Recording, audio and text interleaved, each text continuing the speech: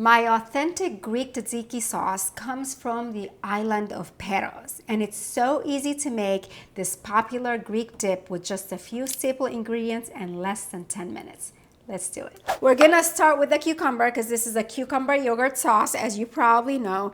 And I'm using English cucumber here because it is sweeter. It does not have such a thick skin, so it's perfect for this recipe. I'm going to go ahead and just peel it partially. I like to keep a little bit of the skin on. Now, if you're using regular cucumbers, the ones with the waxy, thick skin, you will want to fully peel it. But in this case here, I don't need to do that.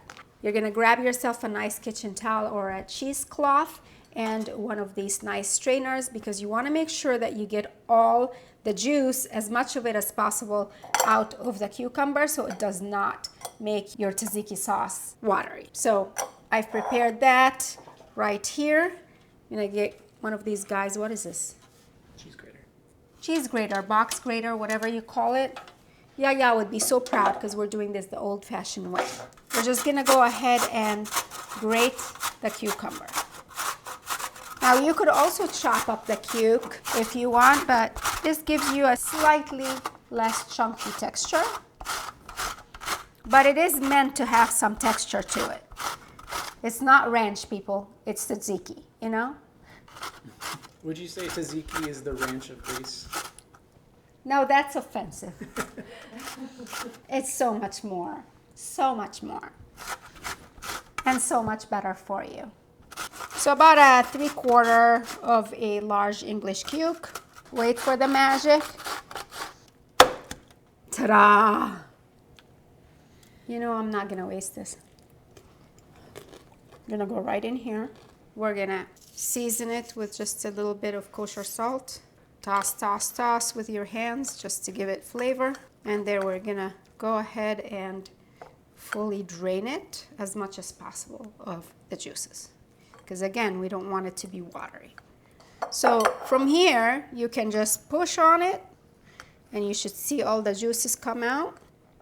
Okay, that looks probably good. And you grab this. This is really how a Greek yaya would do it. Twist and squeeze. That's right. And don't throw away this cucumber juice. Pour it in a shot glass like I do. Make a margarita. I think we're in business now. Oh yes, here we go. That's what you're looking for here. Okay, so we're going in a clean bowl now. No juice in the bowl. Add your cuke. Disclaimer, this recipe is super garlicky. It calls for 45 garlic cloves. But to start, you can go with 1 or 2 if you're planning to kiss some people, you know, especially if they're super big. So let's just, let's start here. It's always fine to add more. So we're gonna start with the 2, but if you love garlic, it really is something when you add, 4 to 5 garlic cloves. But we're gonna take it easy on the husband, and we're just going for 2 garlic cloves. Chop real finely.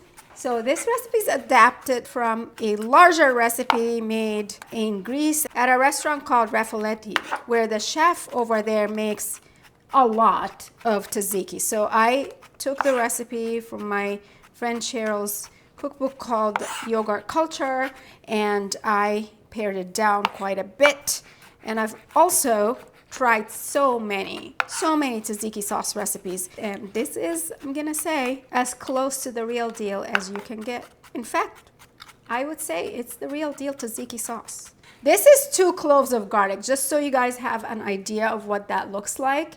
2 cloves, 2 large garlic cloves. So we're going with the 2 garlic cloves right in here. We're gonna do another pinch of kosher salt, white pepper so it doesn't change the color of the sauce, and then a touch of distilled white vinegar right here. So a tiny bit. And a tiny bit of some Greek extra virgin olive oil. Like I said, the best is over on the MediterraneanDish.com. Just hit the shop tab when you get there. Here we go. We're gonna mix this party and then mix it in with our cucumber. And from here, the star of the show is Greek yogurt. I have 2 cups of some really good Greek yogurt right here. So I'm going right in with that.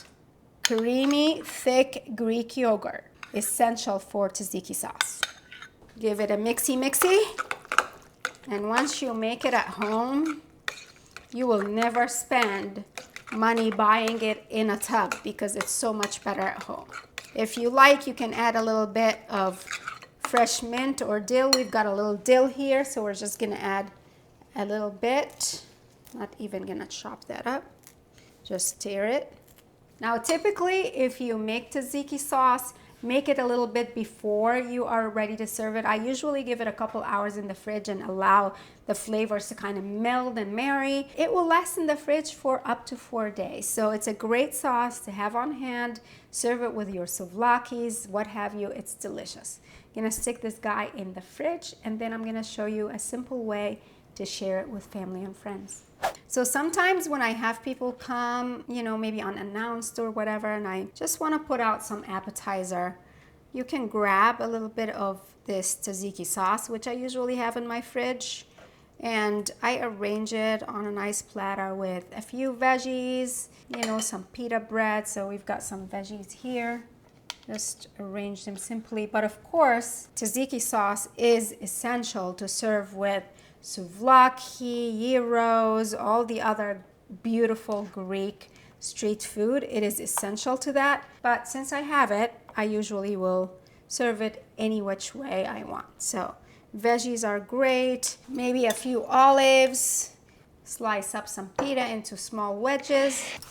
The easiest thing. Sometimes I'll just make this for us, for the family, and just having a breezy Mediterranean little meze or appetizer, and a little drizzle of olive oil, and then maybe a little garnish, and we are in business. Ooh, baby.